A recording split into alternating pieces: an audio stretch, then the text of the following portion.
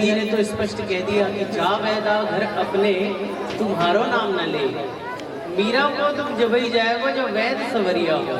स्वयं श्री कृष्ण ही वैद बन करके आए तभी मेरे रोग का उपचार हो सकता है, नहीं तो वैद जी आपसे तो कुछ होने वाला है नहीं। और वैद जी भी चले गए। कई बार वैद ऐसी भी दवा दे देते हैं भैया जब उनकी समझ में नहीं आती तो ये तो ले ही नहीं। अब यहाँ कोई वैद बैठे हो तो क्रोधित मत होना, मैं तो चरित्र के अनुसार बता रहा हूँ। मीरा जी का चरित्र आप दर्शन कर ही रहे हैं। वैद जी की समझ में नहीं आया, जो ही राम सोई राम जो मिला वो दे दिया। लेकिन मीरा जी तो जानती है ना, वैद ही तो नहीं जानता, लेकिन मीरा जी जानती हैं कि मेरे रोग की क्या दवा है और उसी की औषधि मीरा जी कर रही है। मीरा जी क्या औषधि कर रही है कि निरंतर गिरधर गोपाल का नाम ले रही हैं और अश्रुपात कर रही हैं। अब रो रही है, निरंतर रो रही है। अब किसी ने मीरा जी से पूछ लिया कि भाई क्या कारण है, क्या ये रोना दवा है, रो क्यों रही है मीरा जी? तो इसकी साक्षी दे रहे हैं कबीरदास जी।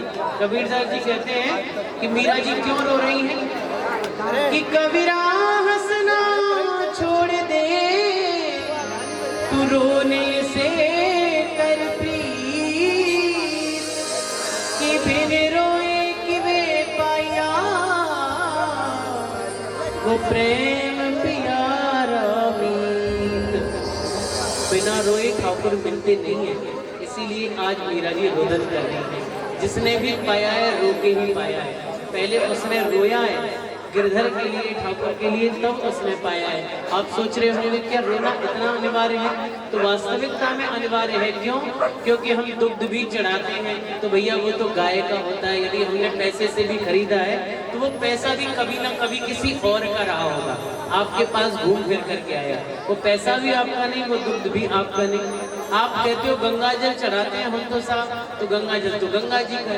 आप कहें कि हम तो फूल चढ़ाते हैं, तो फूल तो उसी परमात्मा की प्रकृति की देन है जिसे आप फूल चढ़ा रहे हैं। आपका अपना क्या है? यदि आपका अपना कुछ है तो वो आपका आंसू ही है। इसलिए भक्तों ने अपना अर्पित किया और अपना अर्पित किया तो ठाकुर का भी सिंहासन हिलने लगा। मैं कभी कभी कहता हूँ कि लाखों का दूध चढ़ाना भगवान शिव पर तो शायद वो न रीझे, लेकिन किसी दिन यदि आपके हृदय में भाव आ जाए और भाव का एक अश्रुबिंद भी चढ़ा देना तो निश्चित मानना शायद लाखों करोड़ों के रुपए के दूध से वो न रीझे, लेकिन आपके एक आंसू में वो डूब जाएंगे कैलाश सहित। लेकिन आपके अंदर भाव होना चाहिए। मैं कभी कभी कहता हूँ कि भाव में यदि भाव ना हो तो भावना बेकार है, और भाव से यदि उसको भजो तो भव से बेड़ा पार। इसलिए आज मीरा जी ने भाव से गिरधर गोपाल को रटा भजा। तो सज्जनों इसका प्रतिफल क्या हुआ कि यहाँ गिरधर गोपाल के कर्ण देश तक वह आवाज पहुंची। और आज बाबा की कुटिया में एक अद्भुत घटना ने